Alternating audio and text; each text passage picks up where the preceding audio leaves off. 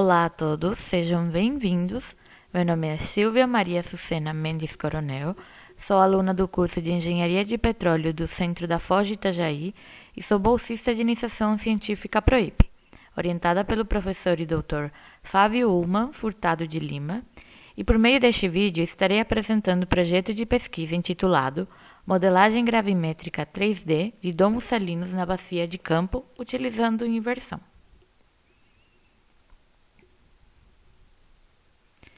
Na indústria do petróleo, técnicas geofísicas são muito aplicadas na fase de exploração, para determinar as características de um reservatório de petróleo, tal como sua localização, seu tamanho, espessura, profundidade e falhas. Ou seja, localizar estruturas salinas em sua superfície é de fundamental importância para a prospecção de petróleo e gás, pois ao observar a movimentação no tempo geológico destes sedimentos de sais, vemos que geram domos salinos que frequentemente servem de trapas, o que possibilita o acúmulo de hidrocarbonetos. Para isso, utiliza-se métodos geofísicos, como os de campos artificiais, mais conhecidos como métodos sísmicos, que envolvem fontes artificiais como campos elétricos ou eletromagnéticos, e da geração de ondas sísmicas. Já os campos naturais, também conhecidos como potenciais, dependem dos campos gravitacionais, magnéticos e eletromagnéticos da Terra. Consequentemente, a intensidade destes campos está relacionada às propriedades das rochas que se encontram em subsuperfície no ponto onde são medidos. A gravimetria estuda a distribuição de massa da Terra utilizando informações do campo de gravidade. Então, os levantamentos gravimétricos respondem às variações do campo gravitacional da Terra, causadas por diferenças de densidades entre as rochas em subsuperfície. Partindo da premissa de que o sal é menos denso que o sedimento em seu entorno, a intenção do presente trabalho é demonstrar como a gravimetria pode atuar nesse contexto, através da estimativa de parâmetros como a profundidade em que o corpo de sal está situado, sua espessura e sua extensão lateral. Nesse caso, a diferença de densidade entre os tipos de rochas distintos irá aparecer como um contraste negativo nos mapas de anomalia gravimétrica.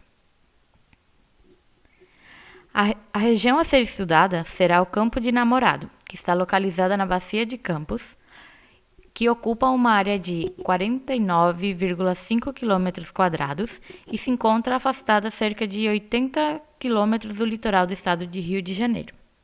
Ele foi definido pela Agência Nacional do Petróleo, ANP, como Campo Escola de Namorado, por ter um elevado grau de conhecimento de sua geologia e petrofísica, e por disponibilizar informações e dados sobre estes campos a instituições de pesquisa para fins didáticos. Os dados de gravimetria utilizados neste trabalho foram disponibilizados pela Superintendência de Dados Técnicos, SDT, da Agência Nacional de Petróleo, já com suas devidas correções para a utilização. Para o processamento dos dados, foi utilizado o Software Generic Mapping Tool, o GMT, e foi efetuada a delimitação da região a ser estudada. Posteriormente, foi feita uma interpolação e gridagem dos dados por comandos do GMT. Para fins comparativos, foram utilizados algoritmos de interpolação de gridagem, chamados SPLines, Near Neighbor e Triangulate, onde obtivemos a melhor interpolação pelo método SPLines. O passo posterior à interpolação e gridagem das anomalias Bouguer consiste na separação de um regional para a obtenção da anomalia Bouguer residual. O regional é associado a feições mais profundas, suaves e de maior comprimento de onda. Já o residual destaca as anomalias gravimétricas associadas a feições mais superficiais, ou seja, de menor comprimento de onda. Assim, as anomalias residuais são obtidas a partir da remoção de um regional. Para obter tais regionais, foram utilizados ajustes polinomiais linear, quadrático e cúbico, também a continuação para cima de 20 km pela transformada rápida de Fourier. Aqui temos os mapas de anomalias Bouguer regionais na primeira linha e seus respectivos residuais na parte inferior. Aqui temos o regional residual e residual da anomalia Bouguer, resultante da aplicação da continuação 20 km para cima, pela transformada rápida de Fourier. Comparando os residuais e regionais gerados, o método que gerou a melhor anomalia gravimétrica foi a de continuação 20 km para cima, que então será o regional que utilizaremos para fazer a modelagem do corpo. Para a modelagem do corpo salino, foi feita uma série de testes variando parâmetros como a densidade, distâncias radiais, número de prismas e profundidade do corpo. Neste gráfico, podemos ver a representação das coordenadas do mínimo absoluto da anomalia residual Bouguer, que será a partir deste ponto que o domo de sal começou a ser construído. Após vários testes, foi obtido este modelo como a melhor representação para o corpo de sal, onde a sobreposição das isogais, das anomalias Bouguer residuais observadas e as preditas, nos mostra que as linhas vermelhas que representam o residual predito pelo modelo se concentram no ponto de mínimo gravimétrico.